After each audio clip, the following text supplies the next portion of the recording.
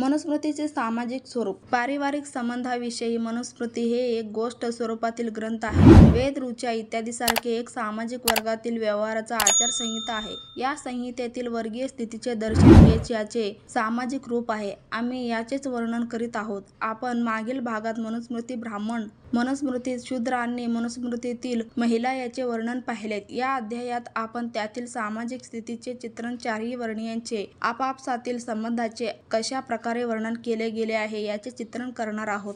जातीनुसार कर्माचे विभाजन.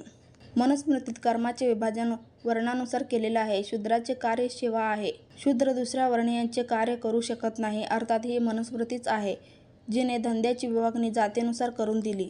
राजाने वैश्य आणि शूद्रांकरवी आपली कामे करून राहावे, कारण ते आपल्यापासून पदभ्रष्ट झाले तर जगाला त्रासदायक ठरतील. अर्थात शूद्रास सेवा कार्यापासून मुक्त होऊ देऊ नये.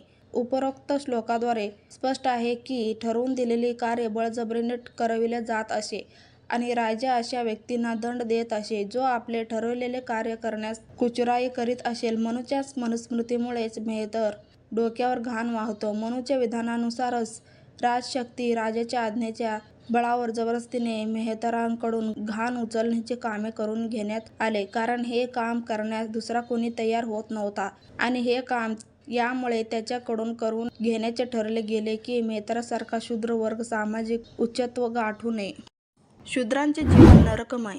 मनुस्मृतीत शूद्राला खाण्यास उष्टे अन्न, झोपण्यासाठी जनावरांचे गोठे आणि पांघरायला फाटके तिटके चामडे किंवा कपडे, शूद्रांना धन कमविण्याचा व संग्रह करण्याचा अधिकार मनू महाराजाने दिलेला नाही. त्याला एवढे निराश्रित व बौद्धिक अपंग करून टाकले की त्याने नेहमी दुसऱ्यांवरच निर्भर राहावे. स्वावलंबी तो कधीही बनू नये. पहा मनूची व्यवस्था. शूद्राला जेवण्याकरिता उष्टे अन्न खाण्यास द्यावे. जुने फाटके वस्त्र, धानाचे कुटार, तांदळावरील टरफल इत्यादी अंथरायला पांघरायला द्यावे. जमिनीवर टाकलेले अन्न हे शूद्रांचे आहे. पण दास शूद्र हा कुटील स्वभावाचा व भांडखोर वृत्तीचा नसावा. तेथे हेही गोष्ट सांगितले गेली आहे की शूद्राने गुलामांनी थोडेही संशयास्पद वागले तर उष्टे अन्न सुद्धा देऊ नका, त्याला एकदम दाबून ठेवावे.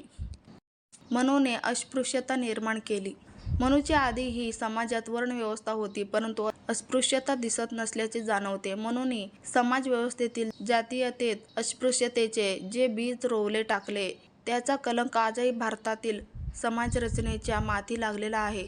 जर ब्राह्मणांचा संबंधीय व जातीचा कुणी उपस्थित नसला तर त्या मृत ब्राह्मणास शूद्रांनी घेऊन जाऊ नये, कारण शूद्राच्या स्पर्शामुळे त्याच्या शरीराला अग्नीत आहुती दिल्यास ब्राह्मण स्वर्गात अर्थहीन ठरतो. मनुस्मृतीनुसार जिवंत माणसालाच हात लावल्याने तो अपवित्र होत नव्हता, तर शूद्रांनी मेलेल्या अन्य वर्णीयास स्पर्श केल्याने तो मुर्दा सुद्धा अपवित्र मानला जात असे. या प्रकारे शूद्रास एक मृत शरीरापेक्षाही अधिक अपवित्र बनवले गेले आहे. व्हिडिओ आवडला तर लाईक आणि शेअर नक्की करा. चॅनलवर नवीन असाल तर चॅनलला सबस्क्राईब करून ठेवा. चला तर मग भेटूयात नेक्स्ट व्हिडिओमध्ये. Bye, take care.